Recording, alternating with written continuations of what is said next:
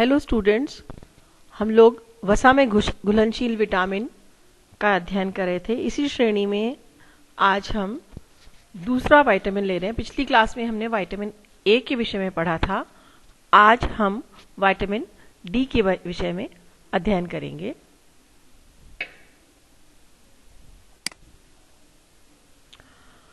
पहले vitamin D क्या है? विटामिन डी का जो रासायनिक नाम है वो है कैल्सिफेरॉल। विटामिन डी वसा में घुलनशील प्रो हार्मोन का एक समूह होता है। ये भी दो रूपों में पाया जाता है, जैसे विटामिन ए के विषय में आपको बताया था। उसी तरह से विटामिन डी भी दो रूपों में पाया जाता है। एक विटामिन D2 होता है, या इसे एर्गो कैल्सिफेरॉल कहते हैं, और दूसरा विटामिन D3 होता है, जिसे कोलेकैल्सिफेरॉल कहते हैं। विटामिन डी के प्रमुख स्रोत जो है सूर्य का प्रकाश है, खाद्य पदार्थ, और कुछ खाद्य पदार्थों में विटामिन डी को ऐड कर दिया जाता है, जैसे नाश्ते वगैरह के लिए जो रेडीमेड आता है फूड, उसके अंदर उसको विटामिन डी को ऐड कर देता है। विटामिन डी सीधा हमारे शरीर में जाके सक्रिय नहीं होता है। इसे शरीर में जो भी हम लेते हैं, चाहे हम धूप से ले रहे हों, चाहे हम भोज्य पदार्थ के माध्यम से ले रहे हों, खाने में ले रहे हों, इसे सक्रिय होने के लिए शरीर के अंदर दो हाइड्रोक्सिलेशन अभिक्रियाओं से गुजरना पड़ता है। पहली प्रक्रिया लिवर में होती है, यकृत में होती है, और दूसरी उसके बाद किडनी में होती है। तो अगर लिवर में कोई प्रॉब्लम है या किडनी में कोई प्रॉब्लम है तो ये प्रक्रियाएं नहीं हो पाएंगी और विटामिन डी की कमी हो सकती है। और इन दो प्रक्रियाओं से गुजरने के बाद ये विटामिन डी कैल्सिट्रियोल रूप में हमारे शरीर के अंदर, रक्त के अंदर परिसंचरित होता है। शरीर में मिलने वाला एक कैल्सिट्रियोल जो होता है, यही विटामिन डी का सक्रिय रूप होता है।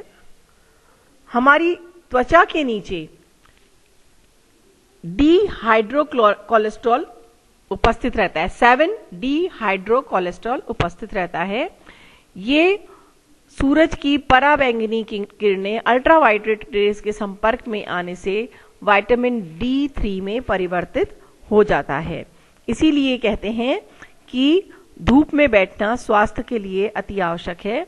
इससे विटामिन हमें प्राप्त होता है। अब विटामिन डी के कार्य, ये कैल्शियम और फास्फोरस के अवशोषण में सहायक होता है। हमारी आंत के अंदर अगर विटामिन डी उपस्थित नहीं होगा तो कैल्शियम और फास्फोरस का अवशोषण नहीं हो पाएगा। दूसरा है, ये अस्थियों के निर्माण में सहायक होता है। अस्थियों के निर्माण में कैल्शियम अति आवश्यक है, फास्फोरस का होना भी अति आवश्यक है। इन दोनों का अवशोषण तो मैंने आपको बताया ही विटामिन डी की वजह से होता है।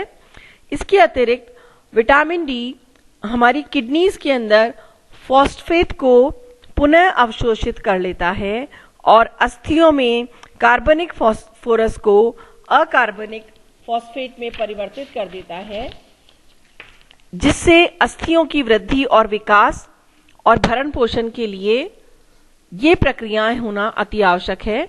लेकिन विटामिन डी के अभाव में हड्डियों में कैल्शियम फॉस्फेट का जमाव नहीं हो पाता है और अस्थि कमजोर होने लग जाती है। तो ये अस्थियों के निर्माण के लिए भी आवश्यक है और उनके स्वस्थ बनाए रखने के लिए भी आवश्यक है। इसके अलावा ये दांतों को स्वस्थ रखने में भी विटामिन डी का बहुत महत्वपूर्ण योगदान होता है। विटामिन डी की जो ऊपरी परत होती है, एनामेल, जिसके विषय में मैंने आपको पिछली कक्षा में भी बताया था, एनामेल हमारे शरीर का सबसे कड़ा उत्तक होता है, सबसे ठोस उत्तक होता है। ये कैल्शियम फॉस्फेट की उपस्थिति में ही सही ढंग से जमा रह सकता है।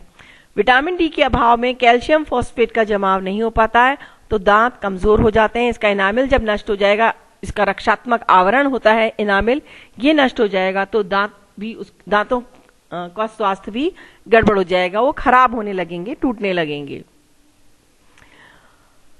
फिर इसके अलावा नेक्स्ट जो इसका महत्वपूर्ण कार्य है वो है कैल्शियम और फास्फोरस मात्रा पर नियंत्रण। रक्त के अंदर कैल्शियम और फास्फोरस की मात्रा पर भी इसका नियंत्रण रहता है। जब कभी भी रक्त के अंदर कैल्शियम और फास्फोरस की कमी होती है तो ये दोनों हमारी अस्थियों से निकालकर रक्त में मिल जाते हैं, क्योंकि रक्त में इनका एक निश्चित स्तर होना आवश्यक होता है। तो अगर इन दोनों पोषक तत्वों की कमी हो रही है तो ये हमारी अस्थियों से खींचकर उसमें से ड्रॉ करके रक्त के अंदर मिल जाएंगे, और जब रक्त के अंदर अस्थियों से खींचने लग जाएगा तो अस्थियां कमजोर हो जाएंगी। अब विटामिन डी के अभाव में कैल्शियम और फास्फोरस अस्थियों से निकलने शुरू हो जाते हैं, जिससे हड्डी में तो इनकी कमी होती है लेकिन रक्त में इसकी अधिकता हो जाती है। इसलिए विटामिन डी का आहार में पर्याप्त मात्रा में होना आवश्यक होता है। तो ये कैल्शियम और फास्फोरस की मात्रा रक्त में जो है उसको भी नियंत्रित करता है। इसके अतिरिक्त हमारे रक्त प्लाज्मा में एंजाइम एल्कलाइन फॉस्फेटेज की मात्रा को भी ये नियंत्रित करता है। ये एंजाइम भी हमारी अस्थियों के भरण पोषण के लिए, अस्थियों का जो मध्य भाग होता है जिसे मैट्रिक्स कहते हैं, उसके निर्माण के लिए इस एंजाइम का उपस्थित होना आवश्यक होता है। और ये विटामिन डी की कमी की वजह से ये भी हम पर्याप्त मात्रा में एंजाइम अस्थियों को नहीं मिल पाता है। नेक्स्ट इसका कार्य, ये शारीरिक वृद्धि को प्रभावित करता है। निश्चित रूप से जब अस्थियों का विकास ही अवरुद्ध हो जाएगा तो शारीरिक वृद्धि भी अवरुद्ध हो जाएगी।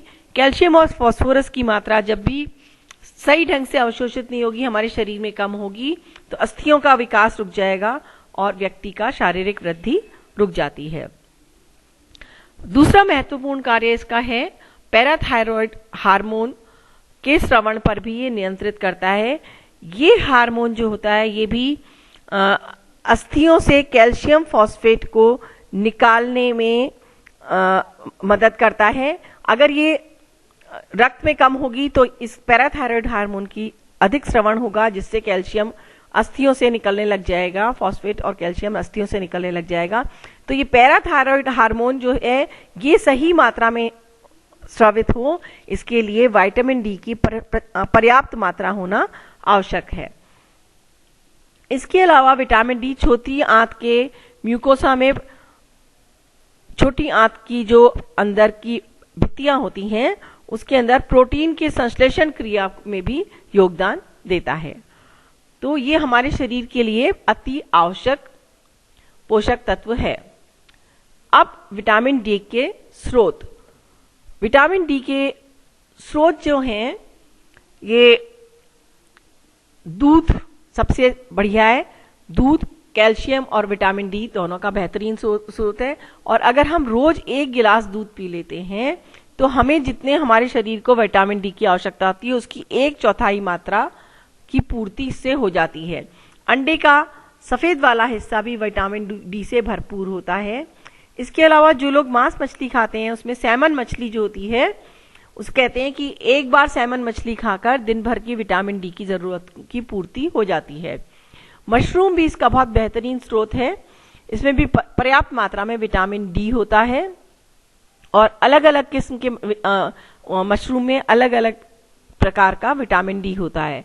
इसके अलावा सोया फूड, सोयाबीन से बने हुए जो भी खाद्य पदार्थ होते हैं जैसे टोफू, टोफू सोयाबीन के दूध से बनाया हुआ पनीर होता है बेटा, और सोयाबीन की बड़ियां इत्यादि, जो भी सोयाबीन किसी भी रूप में लेंगे तो उसमें विटामिन डी पर्याप्त मात्रा में होता है। और सबसे प्राकृतिक वो है कि जैसे मैंने आपको बताया कि अगर हम धूप का निरंतर सेवन करते हैं तो हमारी त्वचा के अंदर फोटोकेमिकल प्रक्रिया के द्वारा जो एक विशिष्ट वो होता है वो विटामिन डी में परिवर्तित हो जाता है। तो पर्याप्त मात्रा में धूप भी इसका एक स्रोत माना जा सकता है। धूप दे नहीं रही है विटामिन डी, पर हमारे शरीर के अंदर विटामिन डी बनने की प्रक्रिया को में सहायक होती है। अब प्रतिदिन व्यक्ति को कितना विटामिन डी चाहिए होता है, तो माइक्रोग्राम में दे रखा है बेटा इसको। माइक्रोग्राम में देखिए आप ये जो चार्ट है यहाँ पर आप अपने इसको वीडियो को पॉज कर लीजिए, इस चार्ट को नोट कर लीजिए कि शिशुओं में कितना होता है। मैंने दो इसमें वो दे रखे हैं, एक तो माइक्रोग्राम में दे रखा है, ये हमारे आईसीएमआर के द्वारा दिया गया है, और दूसरा आईयू मतलब इंटरनेशनल यूनिट है, ये अंतरराष्ट्रीय मानक है। इसके अनुसार हमें प्रतिदिन कितना विटामिन डी लेना आवश्यक होता है। ये अलग अलग आयु वर्ग के लिए मैंने इसमें दे रखा है, शिशु के लिए, बच्चों के लिए, किशोर किशोरी के लिए, वयस्क, गर्भावस्था और धात्री अवस्था। आप देखिए कि सामान्य बच्चों को इसकी ज्यादा आवश्यकता होती है, गर्भावस्था धात्री अवस्था दोनों में ज्यादा आवश्यकता होती है। अब हम देखेंगे विटामिन डी की कमी का क्या प्रभाव होता है। बच्चों, विटामिन डी की कमी से जो डेफिशिएंसी रोग हो जाते हैं, उसकी डेफिशिएंसी से जो जो समस्याएं होती हैं, हम इनके विषय में देखेंगे। सबसे पहले है रिकेट्स। रिकेट्स क्या होता है, जैसे मैंने आपको चित्र में शेयर किया है आप लोगों से। देखिए, रिकेट्स के अंदर बालक की अस्थियों का सही ढंग से विकास नहीं हो पाता है। आपको पता है बालक जब जन्म लेता है तो उसका जो तालु खोपड़ी की अस्थियां होती हैं वो आपस में जुड़ी हुई नहीं होती। तो जिस शिशु को आहार में पर्याप्त मात्रा में विटामिन डी नहीं मिलता है, उसकी खोपड़ी का ये आगे का भाग जो धीरे धीरे भर जाता है, जो गैप होता है भर जाता है, वो बहुत देरी से भरता है। इसकी हड्डियां कोमल हो जाती हैं और विकृत हो जाती हैं, और जो इसकी माथे की अस्थि होती हैं ये आगे की ओर उभर आती हैं, घूमड़ सा निकल आता है, अस्थियां कोमल हो जाती हैं, इसके सिरे बढ़ जाते हैं, रीढ़ की हड्डियां भी कोमल होकर लचक जाती हैं और कूबड़ भी निकल सकता है, और आगे की ओर जो हमारी चेस्ट की अस्थि होती है ये भी आगे की ओर बढ़ जाती हैं, जिसकी वजह से कबूतर सीना जिसको कहते हैं, कबूतर की तरह आगे से उभर जाता है। पैर जो होते हैं, देखो इस चित्र में भी स्पष्ट दिख रहा है कि पैर जो होते हैं कमान के आकार के हो जाते हैं, और पसली की जो अस्थियां होती हैं, रिब केज जो होता है, ये भी इसमें भी दाने दाने से दिखाई देने लगते हैं, ये मोती जैसा रूप ग्रहण कर लेते हैं, और छाती की अस्थियां उभर आती हैं और सारी अस्थियां चौड़ी चपटी सी हो जाती हैं।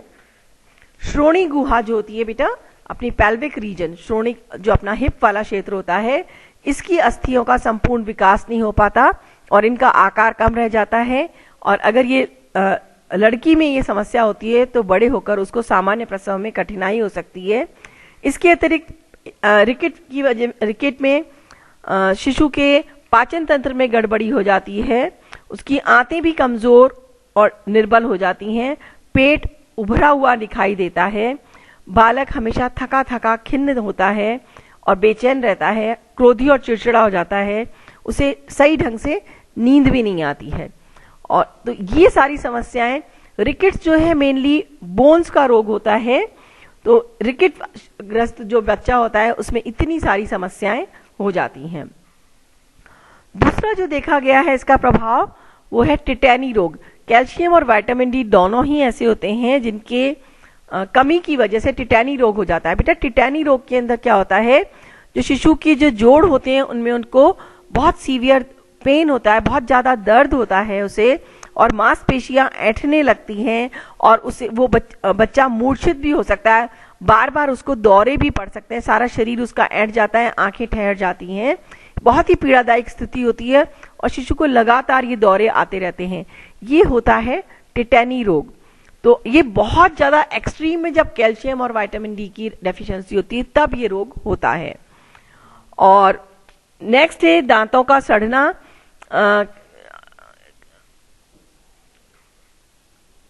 दांतों का सड़ना जो होता है ये तो आप लोग जानते ही हैं कि जब आपको पहले ही बताया मैंने कि इनामिल की रक्षा करने के लिए बहुत जरूरी है कैल्शियम फॉस्फेट का जमाव होना, और विटामिन डी के अभाव में ये जमाव नहीं हो पाता तो इनामिल नष्ट हो जाता है, इसलिए दांत के अंदर खड्डे हो जाते हैं और डेंटल कैरीज जिसको हम कहते हैं कैविटीज हो जाती हैं और सही ढंग से दांत का निर्माण नहीं हो पाता है, तो और दांत सड़ने लगते हैं। तो ये एक और वो है। और चौथा है अस्थि मृदुलता, जिसे कहते हैं ऑस्टियोमलेशिया। अस्थि मृदुलता मतलब नाम से ही लग रहा है, अस्थि कोमल हो जाती हैं। अपने शरीर में अस्थि जो होती है कड़ी होनी चाहिए, ये हमारे पूरे शरीर को सपोर्ट करती हैं। अगर यही कोमल हो जाएंगी तो ये इधर उधर से मुड़ भी सकती हैं। और ये अस्थि मृदुलता की समस्या अक्सर वयस्क लोगों में देखी जाती है, और विशेष रूप से गर्भवती स्त्री और धात्री अवस्था के अंदर अगर स्त्री उचित आहार नहीं ले पाती तो उनमें ये समस्या काफी देखी जाती है। क्योंकि जिन लोगों के पास साधन नहीं होते, दूध वगैरह नहीं ले पाते, धूप वगैरह बंद कमरों के अंदर रहते हैं जहां उनको धूप पर्याप्त मात्रा में नहीं मिल पाती, तो उन लोगों में ये समस्या देखी जा सकती है। और जो स्त्रियां लगातार घर के अंदर पैक रहती हैं, बाहर नहीं निकल सकती, जैसे पहले अपने यहाँ पर्दा प्रथा बहुत ज्यादा होती थी, तब भी ये समस्या होने की संभावना रहती थी। तो इसकी कमी से हमारी अस्थियों के अंदर कैल्सिफिकेशन मतलब अस्थियों के अंदर कैल्शियम के जमाव की प्रक्रिया अवरुद्ध हो जाती है, और इसलिए अस्थियां दुर्बल हो जाती हैं और शरीर का भार सहन कर नहीं पाती हैं। जरा सी चोट लगने पर तुरंत टूट जाती है, व्यक्ति के बार बार फ्रैक्चर हो सकता है, और कोमल अस्थियों की वजह से उनकी अस्थि का आकार विकृत हो सकता है, और ये पैर हाथ की हड्डियों में भी हो सकता है और पसलियों की हड्डी में भी हो सकता है। और व्यक्ति को निरंतर दर्द रहता है, उसको चलने फिरने में कठिनाई होती है, और गर्भावस्था में अगर ये समस्या हो जाती है तो स्त्री का गर्भपात भी हो सकता है। रीढ़ की हड्डी झुक जाती है, कुबड़ सा निकल आता है, मांसपेशियां कमजोर हो जाती है, और व्यक्ति चलने फिरने या सीढ़ियां पर चढ़ने में तो बिल्कुल भी सक्षम नहीं रह पाता है। तो ये सारी समस्या, और ऑस्टियोमलेशिया का अगर ट्रीटमेंट नहीं होता है तो ये आगे जाके ऑस्टियोपोरोसिस में परिवर्तित हो जाता है। ऑस्टियोपोरोसिस की समस्या अधिकांशतः अधिक आयु में वृद्धावस्था में ज्यादा देखी जाती हैं। इसमें अस्थियां निशक्त, कमजोर और भुरभुरी हो जाती हैं और जरा सी चोट लगने पर टूट जाती हैं। और इसका प्रमुख कारण भी विटामिन डी और कैल्शियम की कमी होता है। अब हम देखेंगे विटामिन डी की अधिकता का प्रभाव। बच्चों 2 मिनट के लिए आपको 1 मिनट होल्ड करना पड़ेगा।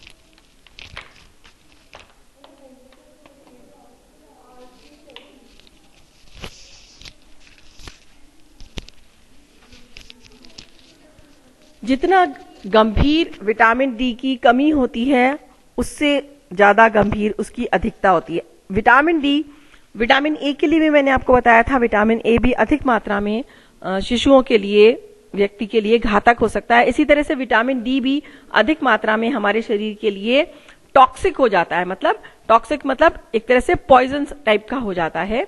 तो इसलिए विटामिन डी का सेवन बिना डॉक्टर से परामर्श किए नहीं करना चाहिए, क्योंकि अगर अतिरिक्त मात्रा में अगर ये मिल गया, किसी ने अपने मन से विटामिन डी की गोली, क्योंकि जैसे विटामिन डी का एक महत्वपूर्ण योगदान में अभी जैसे कोरोना काल चल रहा है बच्चों, कोविड के दौरान भी डॉक्टर्स रेगुलर कह रहे हैं कि विटामिन डी की हम लोगों को सेवन करना चाहिए, लेकिन वो डॉक्टर्स प्रेस्क्राइब करते हैं कि वीक के अंदर 1 गोली लेनी है, क्योंकि देखा गया है कि विटामिन डी जो है वो वायरसेस से लड़ने में भी योगदान दे रहा है ना, ऐसा अभी रिसेंट रिसर्च से पता चला है। तो विटामिन डी वैसे तो बहुत फायदेमंद है, लेकिन ये अत्यधिक मात्रा में अगर होगा तो इससे बहुत सारे गंभीर परिणाम हो सकते हैं, जैसे हमारा हृदय, रक्त वाहिनी, फुफ्फुस और गुर्दे में कैल्शियम का जमाव हो जाता है, व्यक्ति का जी मिचलाने लगता है, सिर दर्द, थकान, वजन में कमी, दस्त हो सकते हैं, चिड़चिड़ापन और क्रोध आना जैसी व्यवहारात्मक समस्याएं देखी जाती है। व्यक्ति को बार बार प्यास लगती है, बार बार मूत्र त्याग के लिए हो जाता है। उसके शरीर के जो कोमल तंतु होते हैं उन पे भी कैल्शियम का जमाव हो जाता है, मांसपेशी क्षीण हो जाती है, मानसिक दुर्बलता होती है, उल्टी आना, चक्कर आना, उच्च रक्तचाप, ये सारी समस्याएं हो जाती हैं। लेकिन सामान्यतः विटामिन डी जब तक आप अतिरिक्त कुछ ऐसी चीजें ना खाएं या सप्लीमेंट के रूप में ना लें, इसकी अधिकता नहीं होती है। आजकल हमारे पूरे विश्व के अंदर लोग विटामिन डी की कमी से जूझ रहे हैं, क्योंकि लोगों ने हमारा जीवनचर्या ऐसी हो गई है, हम लोग पैक कमरों के अंदर रहते हैं, एसी कमरों में रहते हैं, धूप में नहीं निकलते हैं। हमारा जीवनचर्या कुछ इस तरह की बन चुकी है, इसलिए विटामिन डी की कमी बहुत ज्यादा हो रही है लोगों में, पूरे विश्व में हो रही है। हमारे देश में भी जहां पर धूप पर्याप्त मात्रा में होती है वहां पर भी ये समस्या देखने को मिल रही है, और इसकी वजह से लोगों के जोड़ों में दर्द और बहुत सारी समस्याएं हो रही हैं। इन सब से बचने के लिए विटामिन डी का पर्याप्त मात्रा में सेवन करना आवश्यक है, ना अधिक लेना है ना कम लेना है। तो बच्चों, यहाँ पर इस चैप्टर का मैं यहीं पर वो कर रही हूँ। ये मैंने अंत में आपको चित्र के माध्यम से फिर मैसेज देने की कोशिश की है कि धूप में बैठिए, विटामिन डी का सबसे अच्छा स्रोत वही है। अभी सर्दियों के दिन चल रहे हैं, धूप में आप बैठ भी सकते हैं, धूप में बैठिए, भरपूर मात्रा में धूप का सेवन कीजिए। अगर हम प्रतिदिन 30 से 40 मिनट भी धूप के अंदर बैठ जाते हैं, हल्की धूप के अंदर, तो हमें विटामिन डी की कमी नहीं होगी। और दूध पर्याप्त मात्रा में लीजिए। तो ये आपको मैंने आज विटामिन डी का हमने कर लिया है समाप्त चैप्टर। अगले चैप्टर के अंदर हम लोग विटामिन ई के विषय में पढ़ेंगे। आप लोग ये वीडियो देखिए, पीडीएफ नोट्स में साथ में भेज रही हूं, उनको पढ़िए। कोई समस्या आती है तो आप मेरे व्हाट्सएप नंबर पर मैसेज कर सकते हैं, और जो मैं आपको असाइनमेंट दूं उसको करिए, जिससे मुझे समझ में आएगा कि आप लोगों को समझ आ रहा है नहीं आ रहा है। वीडियो देखने के बाद में नीचे कमेंट बॉक्स के अंदर अपना नाम, कक्षा और सेक्शन जरूर बता दीजिए। इस चैनल को सब्सक्राइब कर दीजिए, सब्सक्राइब वाले बटन को दबा दीजिए, जिससे जब भी कोई मैं नया वीडियो अपलोड करूंगी तो आपको सूचना मिल जाएगी। ओके बच्चों।